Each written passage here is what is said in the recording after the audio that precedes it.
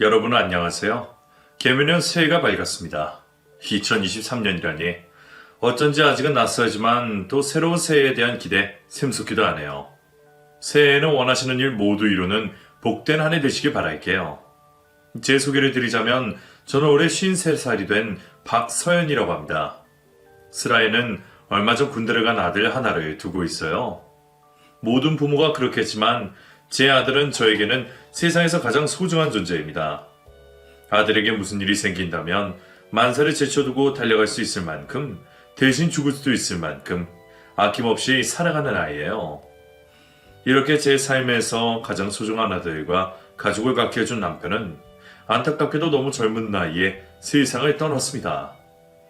하루아침에 남편을 잃었을 때의 허망함은 이루 다 말할 수가 없네요. 지금도 그때를 또 죽은 남편을 떠올리면 가슴이 저려옵니다. 저는 살면서 제 소중한 사람을 몇 번이나 잃는 경험을 해야 했어요. 그 중에서도 남편을 잃었을 때가 제 인생을 통틀어서 가장 암담하고 괴로웠던 시기가 아닐 수 없는데요. 아이러니하게도 남편이 죽은 이후에 저에게도 그리고 죽은 남편에게도 기적 같은 일이 벌어졌습니다. 당시에 가장 많이 했던 말이 세상에 어떻게 이런 일이었던 것 같아요. 거두절미하고 오늘은 제가 가장 의지하고 사랑했던 남편이 죽고 나서 제 인생을 180도 뒤집어 놓은 경험담을 많은 분들에게 소개시켜드리고 싶어서 노트북을 열게 되었습니다. 그럼 지금부터 저희의 이야기 시작해볼게요. 지금도 여전히 그리운 남편 동석 씨를 처음 만나게 된 건 시간을 거슬러 올라 제가 중학교 2학년 때였습니다. 당시 학교에서 봉사활동을 가야 했는데 아버지가 평소에 후원을 하고 계시던 보육원을 가게 됐어요. 남편은 보육원에서 살고 있던 저보다 한 살 많은 오빠였습니다. 저는 사실 보육원에 있는 아이들은 다 어둡고 사람의 경계하는 이미지를 생각했거든요. 그런데 그건 제 착각이었습니다. 보육원 친구들은 누구보다 밝고 명랑한 아이들이었어요. 그런 아이들이 가장 따르는 사람이 바로 제 남편 동석 씨였습니다. 남편과의 첫 만남부터 참 강렬했어요. 신나고 설레는 마음으로 뜨개 봉사를 하러 계단을 올라가는데 뒤에서 누군가 소리를 질렀습니다. 조심해요! 왜? 제가 당시에 아이들에게 간식도 해주고 뜨개질을 가르치는 봉사활동 하러 갔었거든요. 털실이 빠져나와서 발에 걸려 넘어질 뻔했는데 그 사람이 다가와서 저를 구해줬습니다. 하마터면 계단에서 구를 뻔했는데 그 사람이 미끄러지는 저를 붙잡아줬어요. 아유, 괜찮아? 여기 계단인데 걸려서 넘어지면 큰일 나요. 조심해. 고마워요. 죽을 뻔했네. 죽기는 오늘 봉사활동하러 왔지? 난 한동석이라고 해. 중3이야. 반가워? 남편이 환하게 웃으며 저에게 인사를 건넸습니다. 그 웃음에 어리둥절해서 제가 대답했어요. 네, 저는 중2구 박서연이라고 해요. 구해줘서 정말 감사합니다.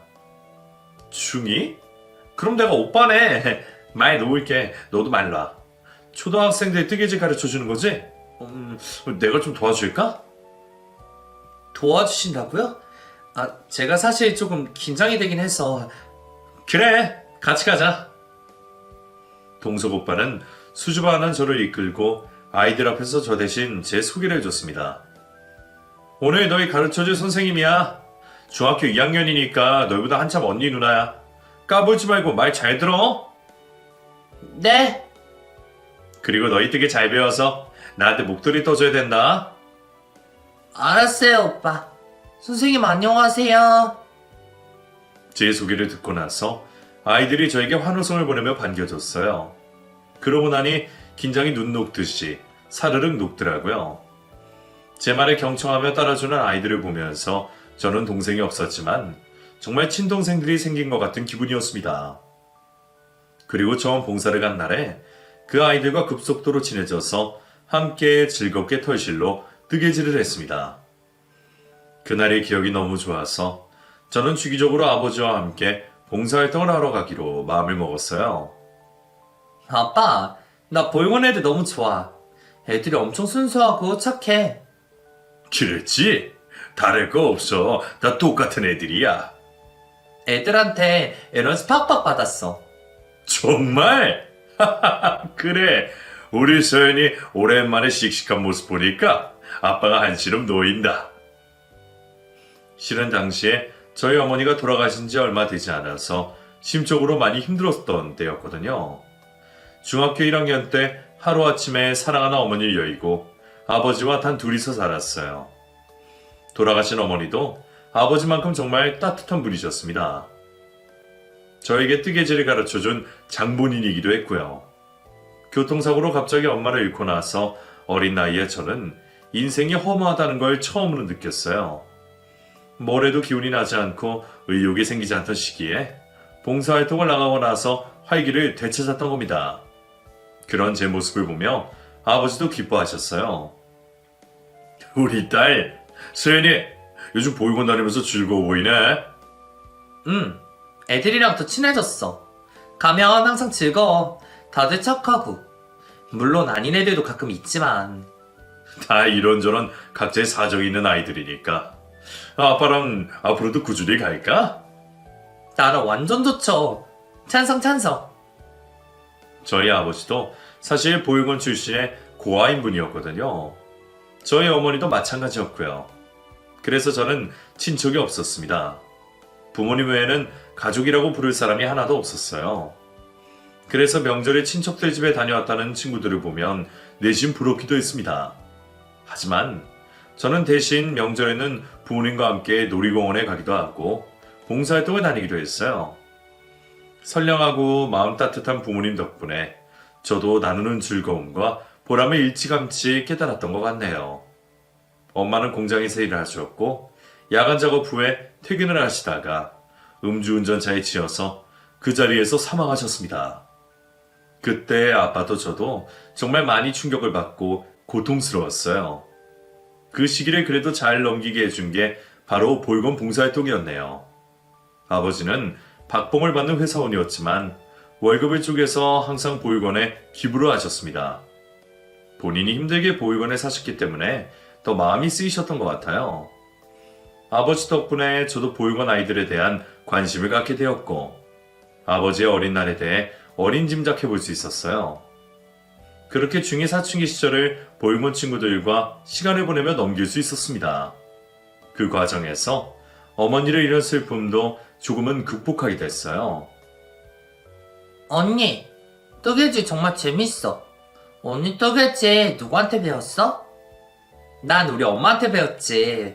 우리 엄마가 언니 어릴 때 스웨터나 모자도 직접 떠주시고 그래서 언니도 초등학교 3학년 겨울방학 때부터 엄마한테 뜨개질 배웠어. 진짜? 우와, 부럽다. 나도 언니한테 뜨개질 배워서 나중에 언니 예쁜 옷 선물해줄게. 정말? 기대된다. 고마워. 부모님을 모두 다 잃은 아이들도 이렇게 씩씩하게 살아가는데 아빠가 계신 제가 무너질 수는 없었습니다.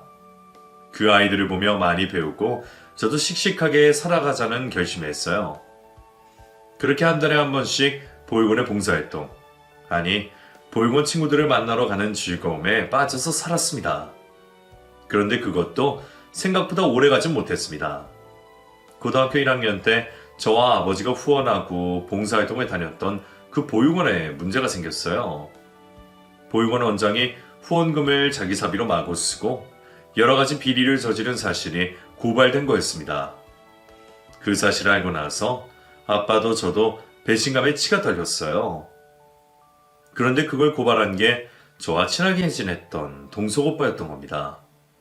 제가 당시 시험 기간이라서 바로 갈 수는 없었고 시험이 끝나자마자 보육원을 찾아갔는데 원장은 바뀌어 있었어요.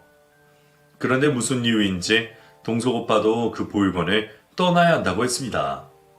짐을 싸고 있던 오빠에게 제가 물었어요. 오빠, 여기서 나가면 어디로 가? 나도 잘 모르겠어. 왜 몰라? 오빠 좀 참지. 서연아, 근데 난 내가 한 일에 후회는 없어. 그 원장 정말 나쁜 사람이었거든. 아이들 치료에 쓸 후원금이랑 보조금을 다 자기 가족들한테 쓰고 어떻게 그럴 수가 있냐? 우리를 감쪽같이 속였네. 그래도 오빠는 아니, 참으면 안 돼. 참으면 아무것도 해결되지 않거든? 내가 원장이 비리 저지른 걸 안 이상 애들을 위해서라도 꼭 밝혀내야 했어. 서원아, 너도 불의를 보면 참지 마.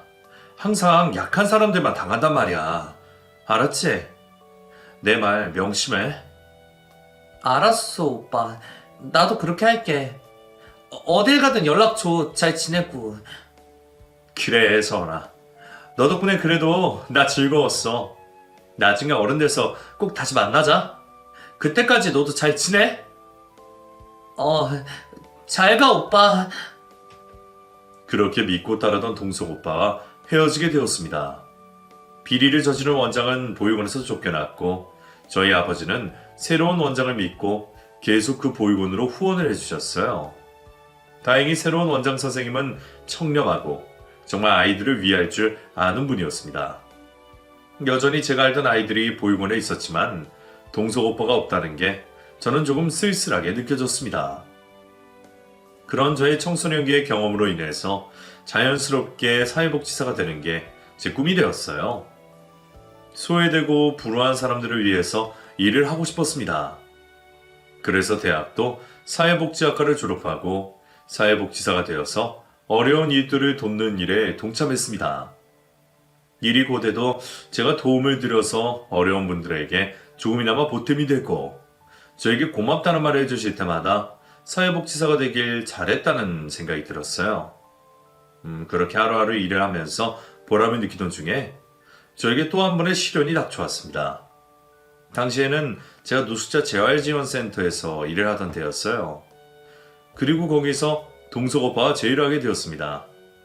우람한 체격으로 누군가 노숙자 어르신들에게 말을 거는데 저는 처음에는 뒷모습만 보고 깡패인 줄 알았어요. 저기요. 여기 함부로 들어오시면 안 되는데 무슨 일로 오셨어요? 아, 저 오늘 봉사활동하러 온 한동석이라고. 너 맞지? 동석 오빠가 먼저 저를 알아봤고 저는 고개 돌린 앞모습을 본 후에야 동석 오빠라는 걸 깨달았어요. 그리고 되물었습니다. 오빠? 동석 오빠? 아니, 어떻게... 여기는 왜... 너 여기서 일해? 야, 진짜 신기하다. 너 소식 내내 궁금했었어. 나 사회복지사 됐어. 오빠는? 지금은 일단 나 봉사로 왔으니까 일하고 이따 퇴근하면 저녁이랑 같이 먹으면서 지난 얘기 나누자. 그래, 수고해. 저는 예상치도 못한 만남에 어리둥절했습니다. 노숙자분들과 자연스럽게 대화도 나누고 알아서 척척 일하는 모습을 보니 한두 번 해본 솜씨가 아니더라고요. 그리고 저녁에 일을 마치고 오빠와 함께 밥을 먹으러 갔습니다. 그제서야 오빠를 만난 게 실감이 났어요. 오빠, 어떻게 지냈어? 이게 몇 년 만이야? 10년 만인가? 그러게, 하마터면 못 알아볼 뻔했는데 그래도 얼굴 보니까 딱 넌 줄 알겠더라. 많이 컸네? 오빠도 다 컸네. 나는 경찰행정학과 졸업하고 지금 경찰 공무원 시험 마치고 시간이 좀 남아서 알아보다가 가까운데 재활센터가 있더라고. 그래서 왔는데 너를 만날 줄이야. 한두 번 해본 솜씨가 아니던데? 나야 뭐 시간 날 때마다 봉사하러 다니기는 했어. 오빠라면 그러고 살 줄 알았어. 경찰 공무원 합격할 거야. 고맙다. 아버님은 잘 지내시지? 그럼 잘 지내셔. 언제 같이 만나자. 나는 언제든 오케이지. 그리고 그날 이후에 하루에 한 번씩 연락을 하며 저희 아버지와도 함께 만났습니다. 아버지도 동석 오빠를 만나고 정말 기뻐하셨어요. 동석이 너 혼자 힘들었을 텐데 경찰행정학과까지 졸업하고 멋있다. 다 아저씨 덕분이죠. 힘들어서 포기하고 싶을 때마다 아저씨랑 서연이 생각하면서 버텼어요. 정말? 서연아! 동석이가 너 덕분에 버텼단다. 저희 아빠가 장난스럽게 윙크를 하며 그렇게 말씀하시는데 저희는 민망해서 그저 깨르르 웃어 넘겼습니다. 그리고 그날 이후로 오빠와 자주 연락을 주고받게 되었어요. 당시에는 정말 친오빠가 생긴 기분이었습니다. 아버지 외에 의지할 사람이 하나 더 생긴 셈이었어요. 그렇게 오빠와 우연히 만난 지 한 달이 지났을 때였습니다. 그날은 아버지와 저녁에 둘이 함께 오랜만에 외식을 하기로 약속한 날이었어요. 아버지가 물회를 좋아하시는데 오랜만에 그걸 먹자고 하셨거든요. 저도 물회를 좋아해서 퇴근하고 저녁이 되기를 기다리고 있었습니다. 그런데 점심시간에 아버지로부터 전화가 왔어요. 저는 아무 생각 없이 전화를 받았습니다. 여보세요? 아빠, 점심 식사를 하셨어요? 저기 혹시 박창석 씨 따님 되십니까? 그 말 한마디 들었는데 갑자기 두피에 소름이 삐쭉 솟고 심장이 둥거렸습니다. 네, 제 아빠 맞는데요. 박창석 씨가 지금 급성 심근경색으로 병원으로 이동 중이에요. 네? 그게 무슨... 다시 한번 말씀해 주세요. 뭐라고요? 지금 호흡이 없는 상태라서 땡땡병원으로 바로 와주세요. 그 말을 듣고 저는 잠시 멍한 상태가 되었습니다. 잘못 들은 줄 알았어요. 정신을 차린 후에 동료에게 사정을 말하고 바로 병원으로 달려갔어요. 가는 내내 이게 다 꿈이길 간절히 바랬습니다. 그리고 병원에 가면 아빠가 장난스레 웃으며 저를 맞아주실 거라고 생각했어요. 하지만 저의 기대는 병원에 도착한 순간에 와르르 무너져 내렸습니다. 저희 아빠 어디에 있어요? 환자분 성함이 어떻게 되시죠? 박창석이에요. 전 딸이고요. 아, 지금 중환자실에 계시는데. 전화 안내를 받고 중환자실에 달려갔고 의사는 아빠에게서 호흡기를 떼고 있었습니다. 뭐 하시는 거예요? 우리 아빠 살려줘요. 아직 청력은 희미하게나마 남아있을 거예요. 마지막 인사 나누세요. 의사가 그렇게 말했지만 저는 제 눈앞의 현실이 믿기지 않았습니다. 그리고 울부짖었어요.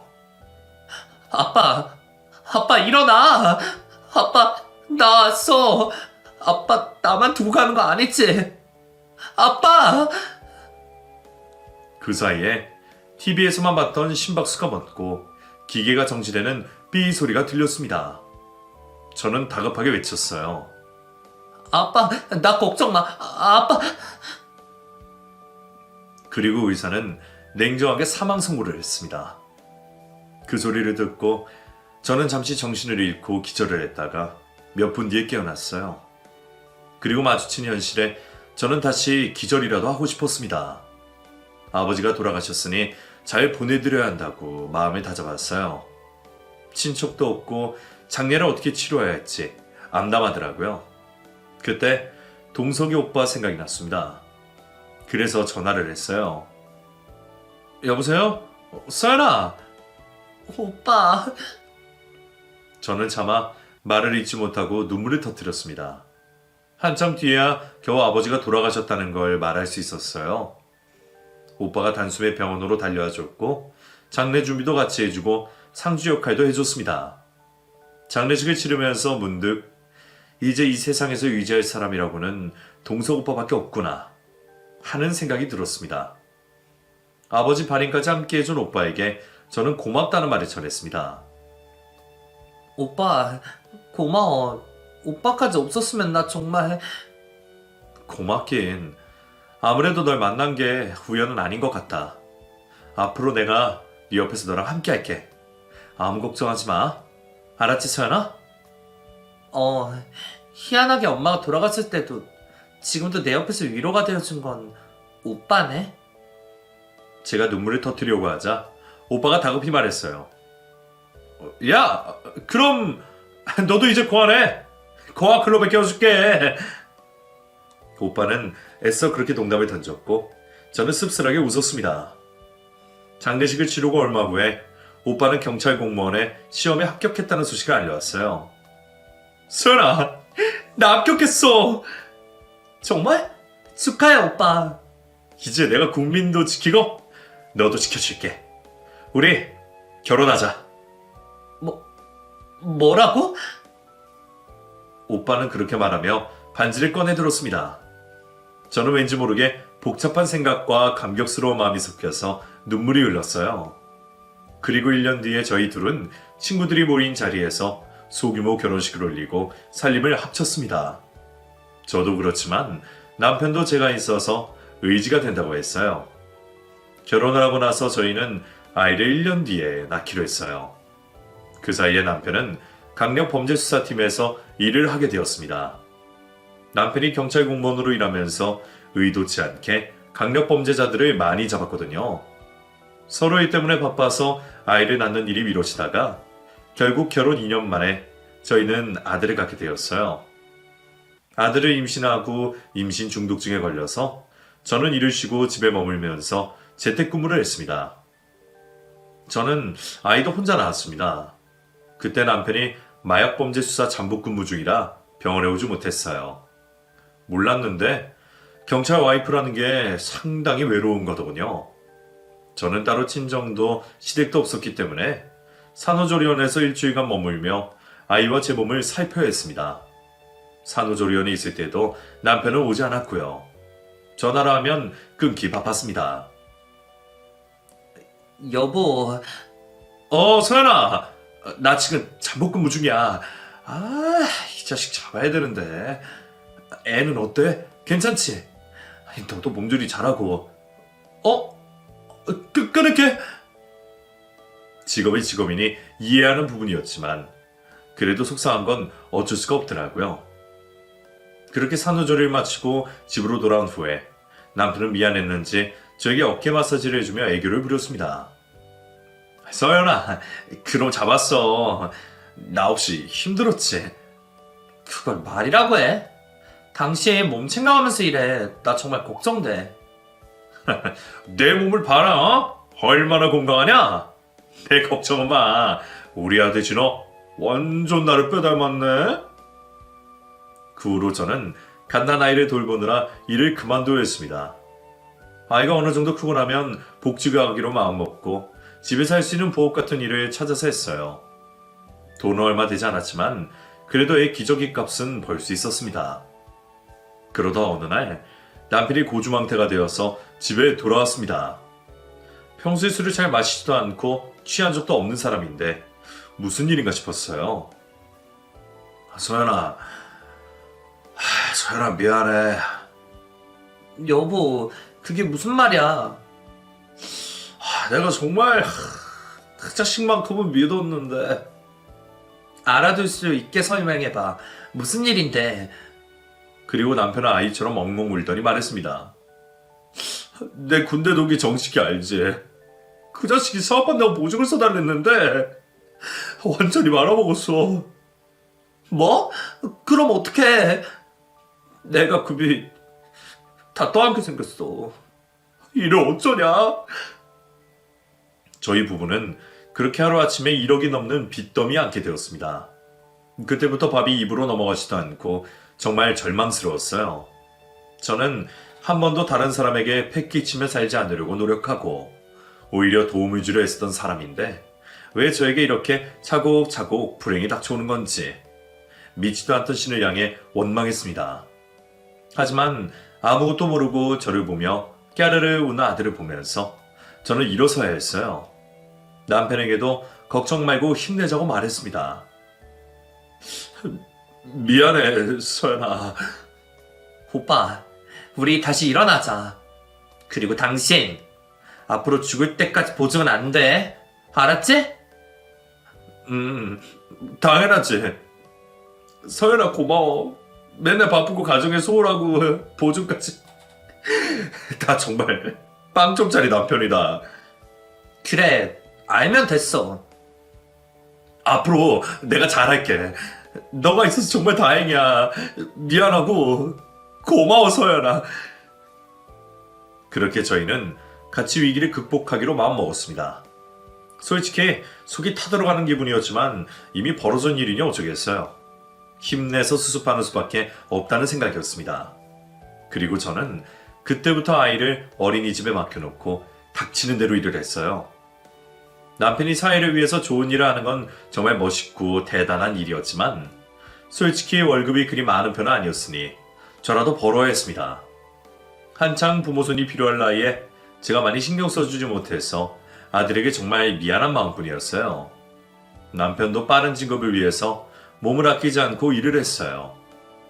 그리고 한 달이 넘는 기간 동안 집에 잘 들어오지 못했습니다. 당시에 같이 살던 내연녀를 죽이고 토막난 시신을 유기한 용의자를 쫓느라 정신이 없었어요. 그날은 4살 난 제 아들 진호가 독감에 걸려서 병원까지 다녀온 날이었습니다. 혼자서 너무 힘에 부쳐서 남편에게 전화를 걸어 짜증을 냈어요. 그게 정말 두고두고 아직까지 후회로 남아있습니다. 여보. 당신 지금 며칠째인 줄 알아?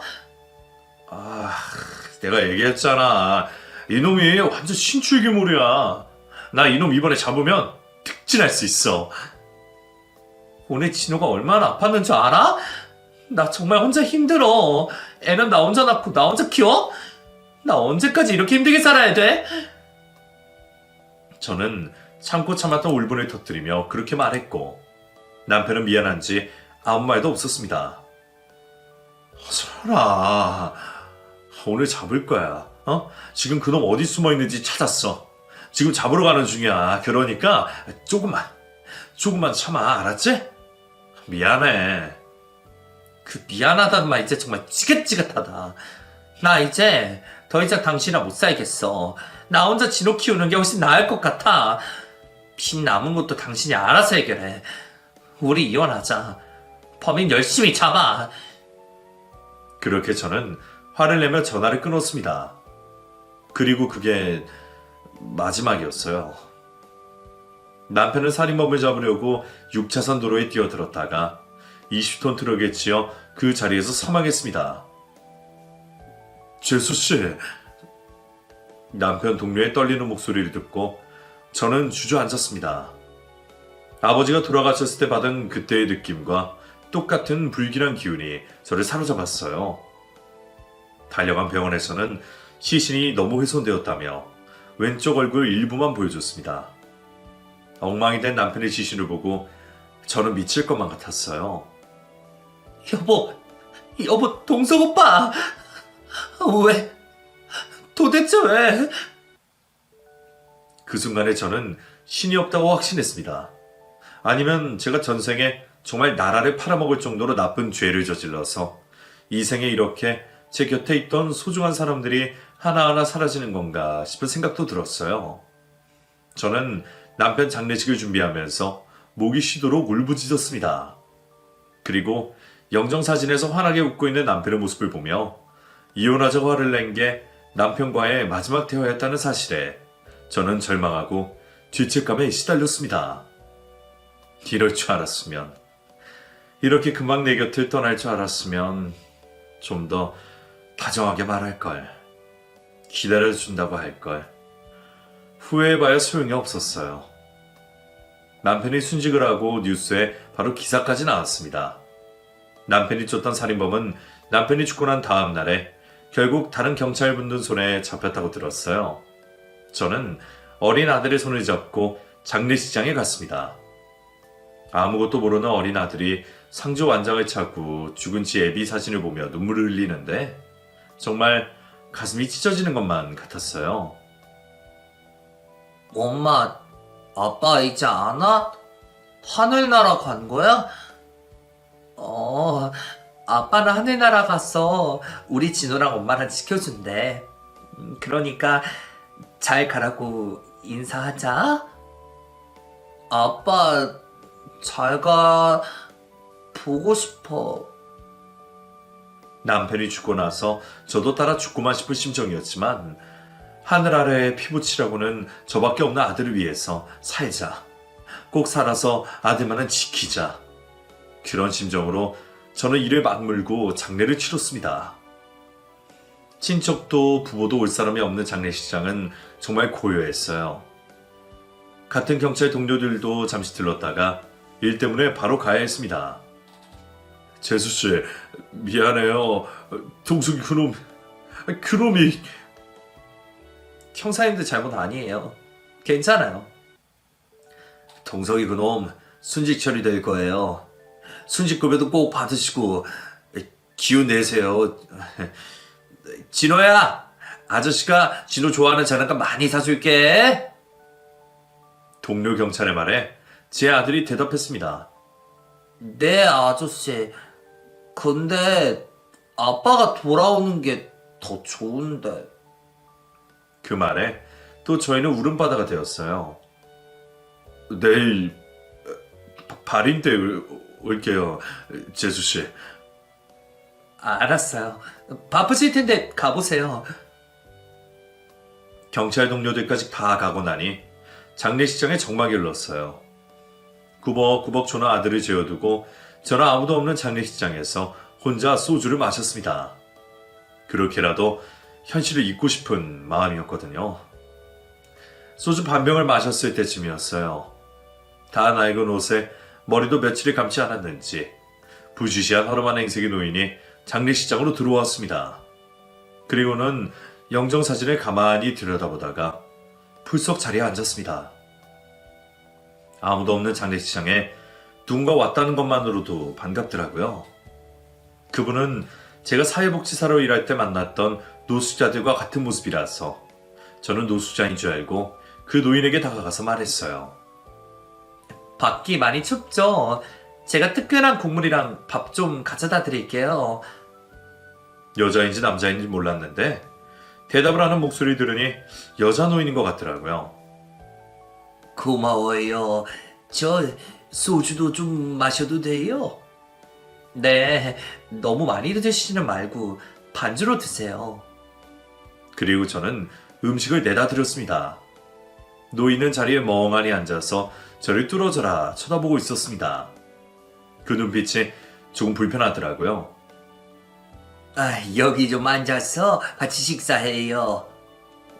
저는 음식이 안 넘어가서 술 마시고 있던 것 같은데 속 버려. 밥 같이 먹으면서 마시자고. 노인의 말에 저는 억지로 땅콩 하나를 입에 넣고 씹다가 바로 뱉어버렸습니다. 그리고는 멍하니 노인을 바라봤어요. 동석이가 그래도 좋은 짝을 만났던 모양이네요. 네? 저희 남편을 아세요? 제 물음에 노인은 왈칵 눈물을 쏟아냈습니다. 할다 마다요. 우리 기찬이. 아니 동석이 내가 이제서야. 아이고 아들아. 이게 다 내 죄다. 그 노인이 그렇게 말하며 우는데 저는 내 집 미친 사람인가 싶었습니다. 허름한 행색으로 난데없이 찾아와서 천의 고아인 남편이 본인 아들이라고 하면 누가 믿을 수 있겠어요? 제가 노인에게 단호하게 말했습니다. 무슨 말씀이세요? 제 남편 고아예요. 부모 없다고요. 어디서 사기를 치려고. 나가세요. 그러자 노인이 제 팔에 붙들고 대답했습니다. 믿기 어렵겠지만 동석이 내 아들 맞아요. 그리고 노인이 이어서 하는 이야기들을 듣고 저는 너무 놀라서 입이 다물어지지 않았어요. 머릿속이 혼란스러웠습니다. 노인은 동석 씨의 친어머니고 동석 씨가 사라지고 난 이후에 동석 씨를 찾아 헤맸다고 했어요. 동석이 아빠가 죽고 나서 나 혼자 키우려고 했는데 시댁에서 애를 데려가 버렸어. 그리고는 연락이 끊겼어. 도망갈 시댁을 백방으로 찾아서 아이 달라고 빌고 또 비는데도 없대. 죽었대. 난 그걸 믿지 못했어. 언젠가는 만날 거라고 생각하고 정말 악마리처럼 살았어. 그렇게 사업에 성공하고 부자가 됐는데도 잃어버린 아들을 찾을 수가 없어서 절망에 빠졌다고 하셨습니다. 아무리 뒤져도 없어. 어디 보육원에 갔다는데 거기서는 입양 보냈다고 하고 난 아들 찾으려고 여태껏 억지로 버티고 살았는데. 아들을 못 찾는다는 사실을 한 순간 그분은 거리를 떠들기 시작했다고 했습니다. 전국 방방곡곡을 다니지 않은 데가 없다고 했어요. 그렇게 노숙 생활을 시작하면서 본인의 죗값을 치르려고 했다고 하셨습니다. 난 죽지도 살지도 못하는 시세였어. 그랬는데 터미널 뉴스에 나온 기사를 보고 누가 망치로 내 머리를 세게 내리친 것 같더라고. 그냥 뉴스에 나온 동석이 얼굴을 보자마자 나도 모르게 눈물이 쏟아져 내렸어. 내가 지어준 이름은 기찬이었는데 분명히 이름은 다른데 내 아들이 맞다는 확신이 들었어. 그래서 왔어. 내가 너무 늦게 와서. 기찬아. 그분이 그렇게 말하며 엉엉 우시는데 그 모습에서 언뜻 남편의 얼굴이 비쳤습니다. 그리고 저도 사실을 확인해 보고 싶었어요. 다음날 발인 전에 형사분들에게 사정을 설명하고 남편의 DNA와 그 노인분의 DNA로 친자 검사를 했습니다. 그리고 결과를 보고 저는 기적이 일어났다고 생각했어요. 이분 동석이 어머니가 맞는데요, 재수 씨. 결과지를 보고 또 봐도 믿기 힘들었습니다. 왜 하필 죽고 난 이후에 남편의 어머니를 찾을 수 있었는지 하늘이 야속해서 울었어요. 남편이 가고 날벼락처럼 제 앞에 시어머니가 생긴 겁니다. 시어머니는 결과지를 보며 대성통곡을 했어요. 기찬아, 내 아들 기찬아, 어떻게 이렇게 잤냐? 어떻게? 하늘도 무심없이 제 죄를 어떻게 갚으라고 이렇게 만나게 하세요? 너무하십니다. 저는 이제 어떻게 살라고? 시어머니가 그렇게 우는데 제 아들이 시어머니에게 다가가더니 눈물을 닦아주며 말했습니다. 할머니 울지 마요. 할머니도 우리 아빠가 하늘나라 가서 슬퍼요? 네가 우리 기찬이 아니 동석의 아들이구나. 아이고 지 아빠를 쏙 빼닮았네. 그리고 며칠 후에 남편의 국립묘지에 안장되었습니다. 그날 시어머니는 처음 본 것과는 완전 딴판으로 묘지에 오셨어요. 깔끔한 정장을 차려입으시고 기사 딸린 고급 승용차를 타고 오셨습니다. 그리고 경찰들 앞에서 본인이 동석 씨의 어머니라고 소개했어요. 내가 우리 자랑스러운 아들 동석이 애미 되는 사람입니다. 죽고 나서야 만나서 한이 되지만 제 아들 같은 경찰분들이 더 좋은 환경에서 일하실 수 있도록 제가 기부를 하고 싶어요. 제 아들 목까지 열심히 살아서 나쁜 놈들 다 잡아주세요. 시어머니는 그렇게 말하며 남편이 근무했던 경찰서에 거액의 기부금을 쾌처하셨어요. 알고 보니 시어머니는 정말 대단한 분이었습니다. 기업의 오너면서 평생 버신 돈의 반은 기부금으로 다 쓰셨다는 걸 나중에 알게 됐어요. 그리고 시어머니는 저와 제 아들을 본인의 집에서 함께 살자고 제안하셨습니다. 며느라, 내가 며느리라고 불러도 될까? 그럼요. 동석 씨 어머니시니까 제가 며느리 맞죠. 너희 지금 사는 것도 그렇고 내가 알아보니 동석이 앞으로 빚이 많더라. 아들한테 해준 게 없어. 그거라도 내가 갚아줘야 마음이 후련할 것 같아. 어머니, 저도 사실 혼자서 힘들어서 거절은 못하겠네요. 감사합니다. 그래, 다행이다. 이렇게 잘 받아줘서. 그리고 서연이 너랑 진호 앞으로 나랑 같이 살자. 우리 집 아주 커. 전원주택이거든. 내가 떠돌이 생활하는 5년 동안 관리해준 사람이 있어서 바로 들어오면 된다. 넌 사생활 터치 절대 안 할게. 우리 세 가족 서로 의지하면서 살아보자. 어떠니? 저는 그 말씀에 잠시 고민을 했습니다. 하지만 저에게 부모님이 계시지 않았고 남편의 어머니니 저의 어머니와 마찬가지라는 생각이 들었어요. 아들도 할머니와 함께 지내는 게 정서적으로 더 좋지 않을까 해서 그 제안을 받아들였습니다. 네, 어머니. 저는 좋아요. 그래. 우리 앞으로 동석이 목까지 행복하게 살자. 알았지?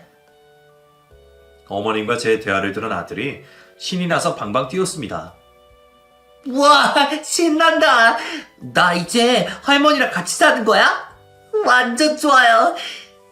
아이고, 우리 손주가 그렇게 좋아? 할머니가 더 좋아. 우리 잘 지내보자. 네. 저에게 가족이 하나, 둘, 셋 사라질 때 저도 이 세상에 없어야 하는 존재가 아닐까 하며 나락에 빠진 적도 있었습니다. 그런데 아이러니하게도 남편의 죽음 이후에 저에게 시어머니라는 새로운 가족이 생긴 거예요. 정말 기적 같은 일이었죠. 저는 시어머니와 함께 살면서 다시 사회복지사 일을 시작했습니다. 시어머니와도 허물없이 잘 지냈어요. 언제나 든든한 제 편이 되어주셨어요. 수연아, 내가 엄마라고 생각해. 난 너 딸이라고 생각한다. 우리 고부 사이 뭐 그런 거 다 때려치우자. 어? 뭐든 내 도움 필요하면 말하고. 알았지? 네, 어머니. 그렇게 할게요. 동석 씨가 제 걱정돼서 어머니를 보내줬나 봐요. 그래, 그런가 보다. 아휴, 그놈의 자식. 엄마는 보고 가지. 그런 대화를 나눌 때마다 남편에 대한 그리움으로 코끝이 찡해졌지만 억지로 눈물을 참았습니다. 시어머니와 지내면서 저는 열심히 사회복지사 일을 했어요. 제 도움이 필요한 곳에서 일을 하면서 힘들었던 마음도 조금씩 회복되기 시작했습니다. 그렇게 한눈 안 팔고 열심히 일하다 보니 저는 아들이 대학에 입학한 후에 보육원 원장까지 될 수 있었어요. 사실 보육원 원장이 될 수 있었던 건 시어머니의 도움이 컸습니다. 수연아, 이제 너도 사회복지사로 열심히 일했으니 보육원 원장 해보는 게 어떠니? 원장이요? 제가 잘할 수 있을까요? 너 아니면 누가 그 일을 해? 나 통 큰 거 알지? 대한민국 최고 좋은 보육원으로 내가 팍팍 지원해 줄게. 보육원에서 지내는 아이들한테 아낌없이 사랑 주면서 그렇게 해보자, 우리. 어머님의 말씀에 저는 꿈에만 그리던 일을 실제로 진행할 수 있었습니다. 가족이라는 게 정말 이럴 때 가장 큰 힘이 되는 것 같아요. 저를 지지해주고 힘들 때 버팀목이 되어주니까요. 저 역시도 어머님에게 그런 며느리, 딸이 되려고 항상 노력하고 있습니다. 아들은 시어머니 덕분에 좋은 교육을 받고 미국에 있는 유명한 명문대 경영학과에 입학을 했습니다. 거기서 2년간 유학생활을 하다가 군복무를 하기 위해 휴학을 하고 한국으로 돌아왔습니다. 그게 작년 9월이었네요. 돌아온 후에 저희와 2달간 시간을 보냈어요. 다행히 코로나가 풀리고 여행을 갈 수 있던 시기여서 오랜만에 여행을 다닐 수 있었네요. 시어머니와 저, 그리고 제 아들 셋이서 가까운 해외와 국내로 여행을 다녔습니다. 할머니, 엄마, 나 없다고 두 분 싸우고 그런 거 아니죠? 그 말에 어머님이 대답하셨어요. 싸웠지. 얼마나 싸웠는지 봐라. 네 엄마가 내 머리털 다 뽑아서 정수리가 휑하잖아. 그런 농담을 듣고 저도 아들도 깔깔거리며 웃었습니다. 에이, 할머니, 머리도 완전 많은데? 70대 할머니들 중에서 할머니가 제일 동안이에요. 그랬냐? 아이고, 우리 손주는 어쩜 이렇게 이쁜 맘만 골라서 할까? 아까워서 이걸 어떻게 군대를 보내? 아휴, 보내지 말까 보다. 할머니, 저 대한민국 국민으로서 병역의 의무 지켜야 돼요. 할머니 돈 많다고 비리 저지르고 그러는 거 아니죠? 아이고, 이놈이 농담도 못해? 그런 아들의 모습을 보면 옛 어른들 말씀이 자연스럽게 떠오릅니다. 시도덕은 못한다는 말이에요. 외모뿐만 아니라 아들도 죽은 제 아빠를 닮았는지 불이나 비리에 참지 못하는 성격이에요. 지금 입대를 하고 100일 휴가를 앞두고 있습니다. 얼른 보고 싶네요. 아무쪼록 지금처럼 저희 가족 건강하고 사회에 보탬이 될 수 있는 사람들이 되었으면 하는 게 제 소망입니다. 여러분, 삶이 저를 죽어라 하는 줄 알았는데 정말 기적처럼 제 삶이 다시 앞으로 나아갈 수 있었어요. 주제넘는 말씀으로 들릴지는 모르겠지만 지금 힘드시더라도 꼭 버티고 이겨내시기를 바랄게요. 나쁜 일은 어떻게든 지나갑니다. 남아있는 사람은 또 어떻게든 살 수 있더라고요. 포기하지 마세요. 제 사연 여기까지 다 들어주신 분들 모두 복 받으실 거예요. 감사합니다. 다시 한번 새해 복 많이 받으시고 작년보다 더 행복하고 좋은 일들 많이 생기시기를 기도드릴게요. 여러분, 화이팅!